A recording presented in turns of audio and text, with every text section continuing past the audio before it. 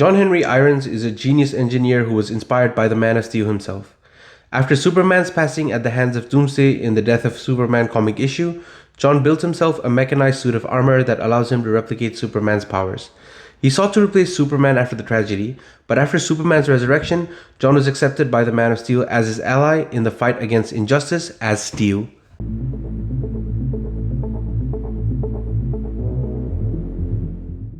Hey everybody, Azrach here and welcome back to my channel for another exciting episode where we review the Steel action figure from Mafex. I've been waiting for this release for a while and it's been a fruitful wait as Steel looks like another incredible release from Mafex. So the packaging for Steel looks very consistent with all the other Death and Return of Superman action figures. So it basically has a big window opening here where we can see Steel and all his different accessories. We've got a logo of Superman down here, DC logo down there as well, Steel, Mafex logo and Medicom logo, and a cool picture of Steel at the bottom left there. On the left here, we just have a cool picture of Steel and a Superman logo along with a sticker. At the back here, we get all the different promotional shots from the figure solicitation, and we get a really cool shot of Steel in different poses, which is really nice, and also the 3 head sculpts that come with the action figure. This is Mafex's number 181 action figure, which is like an awesome number to get to. Mafex is doing a really good job in my opinion in terms of releasing comic figures. On this side of the box, we get the Steel action figure like in its entirety and the DC logo up top, the Steel logo at the bottom, and the Mafex logo at the bottom as well. On the top here, we just get like a Superman logo, and at the bottom, we get all the legal details as well as the warnings and choking hazard signs. So the Steel action figure measures at about 6.8 inches or 17.2 centimeters. So taking a closer look at Steel, you can immediately see that he's got like a metallic blue kind of color. That's a light blue that's on the body. It kind of, for me, represents that it's a Superman kind of blue.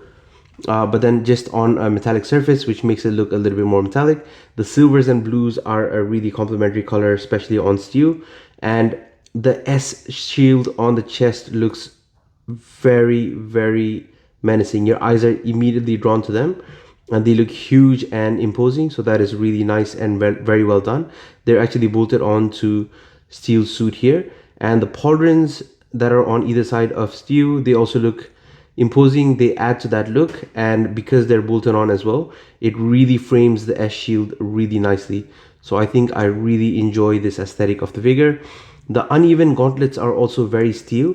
You can see that the gauntlets are done unevenly, where the left one is a lot bigger than the right one, and the left one has a lot of mechanical properties to it as well. I think he used this as a booster basically to swing his sledgehammer a lot faster because he is under the suit human. He would need a lot of technology to assist him with whatever he's doing, so that's really well done. On top of the eyebrows, we can see like a lot of bolts that are going all the way to the back of the neck, which is a really neat detail, and the ears are still visible. So I don't know how in theory that works or how practically that would work, but the comics were drawn as such, so I think Mafex has done a really good job of replicating this action figure. He also has a really awesome kind of utilitarian belt here. He's got a bunch of pouches that Superman typically wouldn't use, so it looks like he could store stuff in his pouches, or maybe they could just be battery packs because we've got like these wires running into them. So they might be battery packs, but they could also be like a utilitarian belt accessory to store things on, which looks really nice. I think it's just a different look for Superman. It is not Superman, but you know, it's a different look for a character with the S shield on his chest basically. Also, the cape is done similar to Cyborg Superman, where he's got the chicken legs stuck underneath them.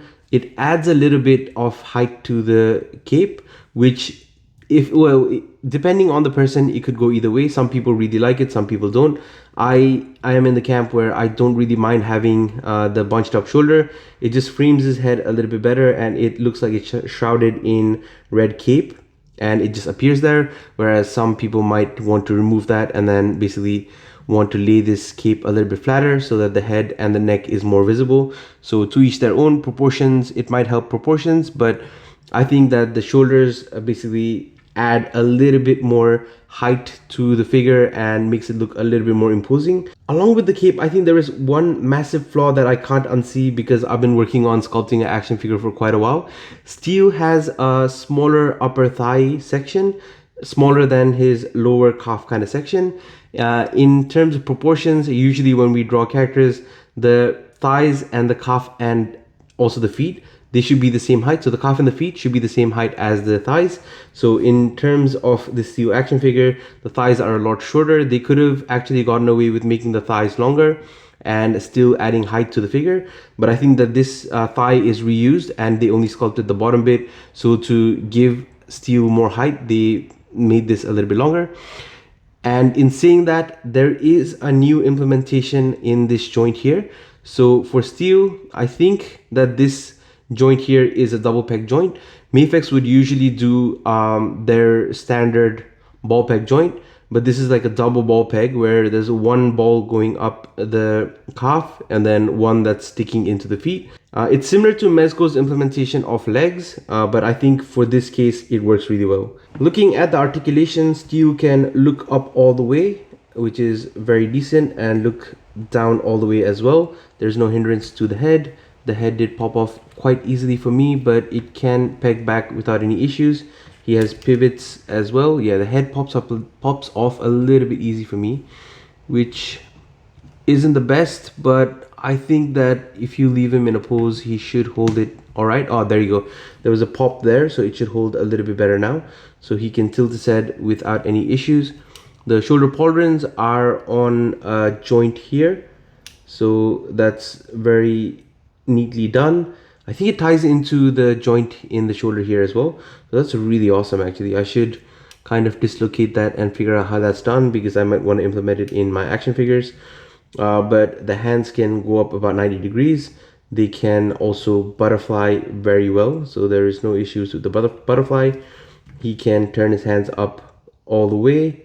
There is, well, slight resistance, but if you are careful, you should be able to get it all the way up. The bicep turns without any issues.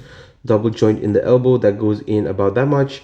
Let's look at the other hand as well. So that hand, I think, goes in a little bit further because the gauntlet obviously hinders this bit here, but it's a really good double joint for a figure that is this bulky. I think that's well implemented. This part does not turn, but the hands are in a ball peg kind of joint that Mafex usually uses, so it does all the usual articulation that it can afford. With the diaphragm, he can crunch forward about that much and crunch back about that much. So that's with the diaphragm and the waist joint. And he can pivot, but I don't want to scratch the paint here, so I think he can pivot at the diaphragm, but I just don't want to risk it on my figure. Apologies. At the waist, he can pivot, no issues. With the legs, they are again on a drop hinge that all Mafex action figures come with, so it's a slight drop, but it should give you a slightly increased range of motion.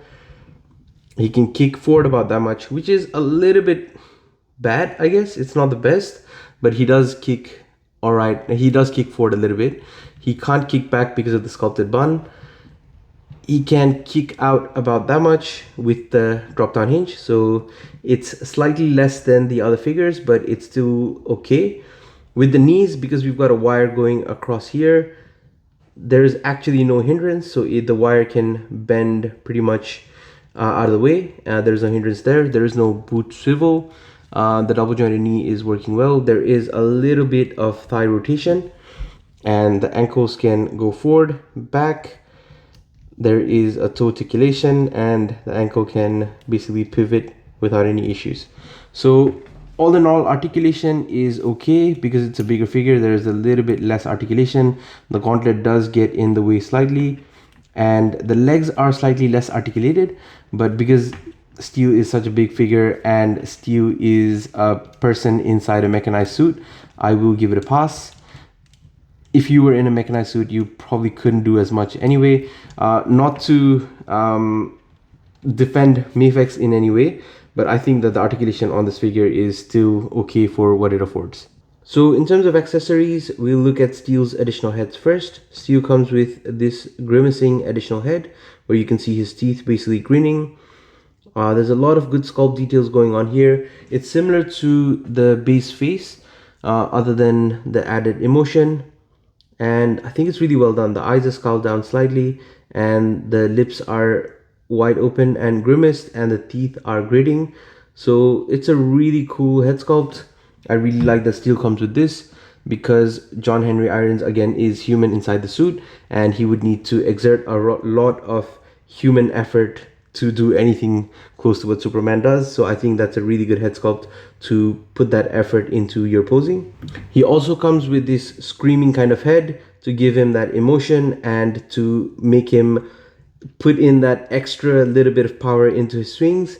Again, all the details here are really well done. The nose is scrunched up a little bit in addition to this head sculpt, I think. And yeah, the lips are vastly different, and the mouth is a bit open as well, and everything else from the eyes upwards look, I guess, similar. The wrinkles here do look a little bit different as well, and it gives that figure like a little bit of extra effort and emotion, so that's really nice. So apart from the fists that come on Steel's body, Steel comes with 4 additional pairs of hands. The first hand is the sledgehammer holding hand that has a hole going all the way through. So you can use the left and the right hand to grip onto Steel's sledgehammer. The hands are slightly bigger than the other figures, but that's expected because Steel is slightly a bigger action figure, and the details are always really well done on the hands, although they are very simple hands that have a hole going through it. That's basically it. Steel also comes with a pair of more relaxed kind of hands that you can basically use to not show that much effort. It could be just a resting pose Steel, or you can use this to do various poses and add some emotion to it. Again, the hands are very simple. You can't see the nails sculpted, which is good because it's supposed to be metal, and they basically give Steel an additional kind of pair of hands, but they're just relaxed hands. Steel also has these reaching out kind of hands, so these are also very well done, slightly bigger than the other Mafex hands, I believe, and there's good wrinkle details, and all the details are very crisp on the figure hands, and nothing much other than that to say. It's a good color pink, or it's a good blue color, which I really like. Steel also has these gesturing kind of hands that you can use when he's reaching out or flying, which is also very neat. Also simple hands without nails, so it's a well done hand that gives you additional options. Steel also comes with a pair of propulsion effects that you can put into his boots to give him that effect of basically him flying. We've got the right and left signifiers here as well, so you know which one's right, which one's left. They're pretty well done. They've got that translucent orange going into the deeper orange, so that looks really nice. So here's what Steel looks like with the propulsions added to his legs. So they do give him that effect of blasting off, which is well done. It pegs in pretty nicely and it doesn't fall off, so that's a good implementation of effects. And finally, Steel has his 2-piece sledgehammer. So the hammer is amazing. It's almost fitting in perfectly, so once it's fitted in, it's almost virtually impossible to see where the seam is. So that's really good engineering and execution from Mafex. If you look at the actual height of the hammer, it's taller than Steel, so that's also incredible, and they've done a really good job with the hammer, I think, especially with how they've engineered the joint. I'm really happy with the Steel hammer.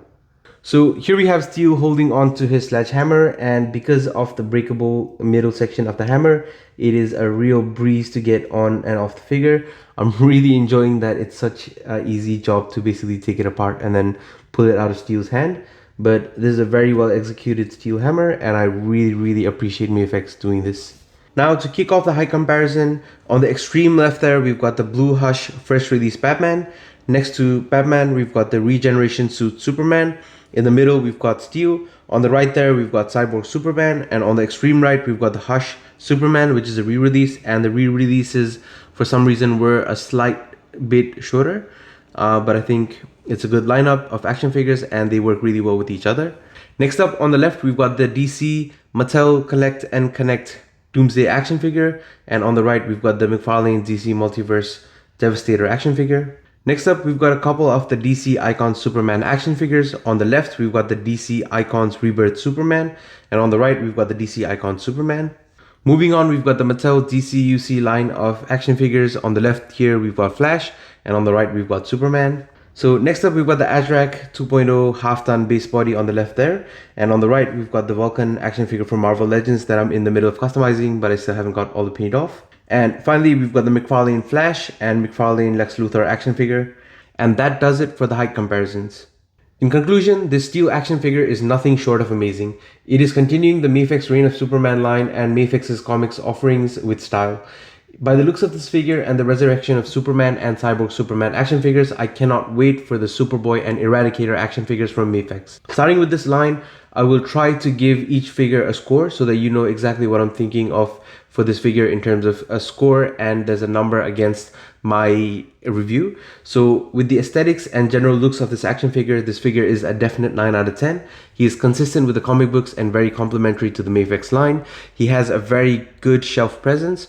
The S on the chest looks amazing, and he adds that much needed variety to the shelf. The articulation for this action figure is a 7 out of 10. The joints are smooth and it does not feel like the action figure will break. However, I am docking marks based on the limited range of the legs at the crotch. For accessories, steel gets an 8 out of 10. The additional heads and hands add to the posability of the figure, and the hammer is engineered to perfection.